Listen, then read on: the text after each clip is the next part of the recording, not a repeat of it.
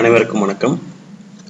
இப்போ நம்ம XL work ஷீட்ல ரெண்டு டெக்ஸ்ட்ல இருக்கக்கூடிய ரெண்டு செல்ல இருக்கக்கூடிய டெக்ஸ்ட்டை நம்ம என்ன பண்ண போறோம், கம்பைன் பண்ண போறோம்.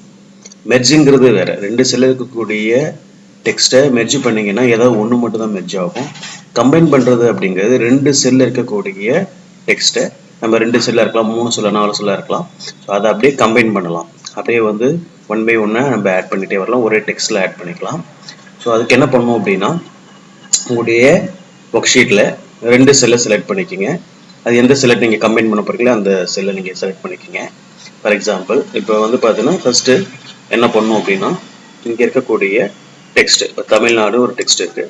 அதுக்கப்புறம் பார்த்தீங்கன்னா ஒரு செல்லை, ரெண்டாவது செல்லை இந்தியா, இது ரெண்டுத்தையும் நம்ம என்ன பண்ண போறோம், கம்பைன் பண்ண போறோம். ஸோ அது என்ன பண்ணணும் அப்படின்னா, ஃபார்முலா பார்த்தீங்கன்னா ஸோ இஸ் ஈக்குவல் அப்படின்னு போட்டு எந்த செல்லு ரெண்டு செல் நீங்கள் செலக்ட் பண்ண போறீங்களோ அந்த ஒரு இதில் ஒரு செல்லை செலக்ட் பண்ணிக்கோங்க.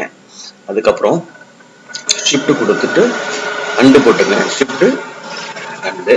அதுக்கப்புறம் பார்த்தீங்கன்னா ஒரு டபுள் கொட்டேஷன், அதுக்கப்புறம் ஸ்பேஸ் விட்டுட்டு அகைன் பார்த்தீங்கன்னா ஒரு டபுள் கொட்டேஷன், அதுக்கப்புறம் அண்டு செலக்ட் பண்ணிட்டு அதுக்கப்புறம் இன்னொரு செல், எந்த செல்லை நீங்கள் மெர்ஜ் கம்பைன் பண்ண போறீங்களோ அந்த செல் ரைட்டா போட்டுட்டு நீங்கள் என்டர் கொடுத்தீங்க அப்படின்னா அது ரெண்டுமே உங்களுக்கு கம்பைன் ஆகிடும்.